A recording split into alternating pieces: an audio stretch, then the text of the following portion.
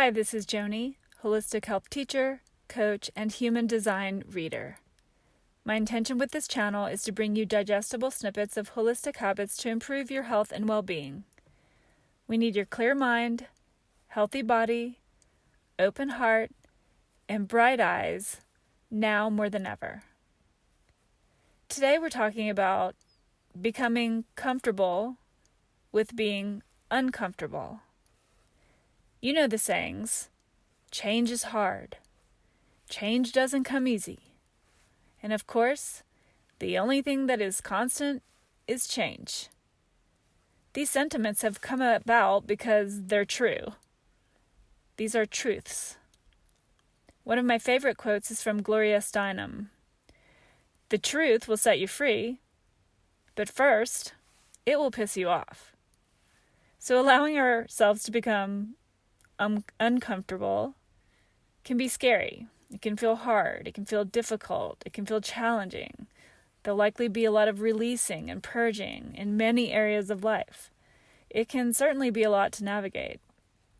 But we can also find inspiration and pockets of wisdom along the way. Nothing can trump wisdom. It comes with time. It comes with age. And it comes with these uncomfortable experiences. There is zero growth staying in our comfort zones, our warm little bubbles where everyone puts us up on a pedestal, where we're constantly told we're amazing, and that's all awesome. But our true friends and our most informing and wisdom-creating experiences are the ones that challenge us because it's so incredibly uncomfortable.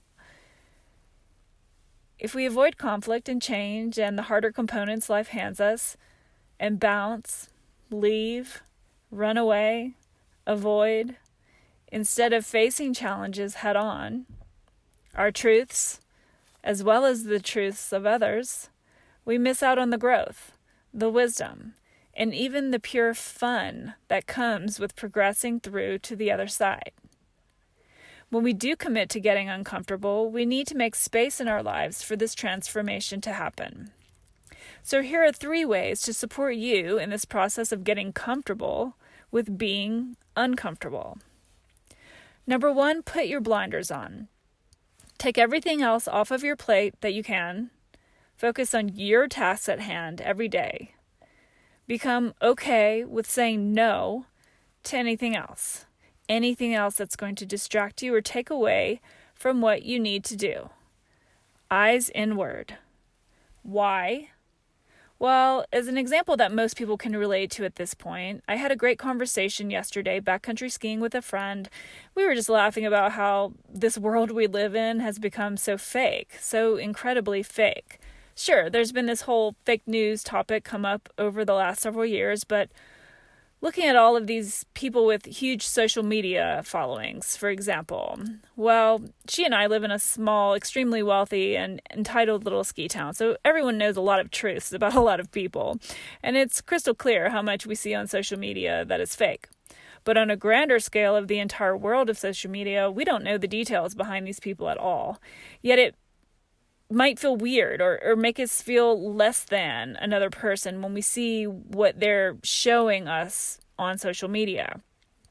One of my friends is a self-made since high school kind of guy, photographer, nonprofit founder, beekeeper. I mean, he's a renegade kind of guy who now fully tells people, yeah, I bought those followers on social media. Well, kudos to him. I mean, that's a truth, right? Hopefully, most people now know that the era of buying followers began many, many years ago, and there's no point in feeling weird or inferior to anything at all that we see on Facebook, Instagram, YouTube, wherever you are. Yet, this is a challenge of modern times for any of us who engage with social channels for work, for play, or both. So the solution? Put your blinders on. They'll slip off a little at times, and we all fall out of line once in a while, but push them back up. Keep your eyes inward. Stay focused. Move your energy away from anything distracting of that kind, back inward and onto yourself. Not in a selfish way, just in a focused way. Do the work and allow yourself to get uncomfortable, taking the steps you know you need to take and you will see shift happen. I'll link at the end of this video another video, Stay in Today, to support you. Number 2, ask for guidance. This might sound woo-woo, but ask the universe, the atmosphere, the galaxy, nature, or whatever works for you, for clarity. Where am I headed with this? What's next? What's my next best step? And then listen. Deeply listen. Pay attention. And please note that you may or may not like what you receive. But as little clues drop and small synchronicities come into play, you'll be guided along the way. And if your inner dialogue heads in a certain direction, take note of that. These are your deepest desires. So pay attention. Number 3, do what lights you up. Not your mom, not your boyfriend, not your business partner, not what you feel like you should be doing, but doing what speaks to you. Of course, compromise in all of life's relationships are a part of this process too. But for starters, ask yourself, what do I feel like doing right now that feels like love, that feels supportive and pleasurable, and for my best, highest self? Take just a few minutes to drop in and ask yourself this question. When we begin to allow ourselves to become uncomfortable, there's a bit of a struggle phase that has to do with the neurochemicals in our brain. So it takes a little bit for all of us to move into whatever it is we're trying to accomplish. No one is safe. So if it's important to stick with it, it is important to stick with it until you move into more of a flow.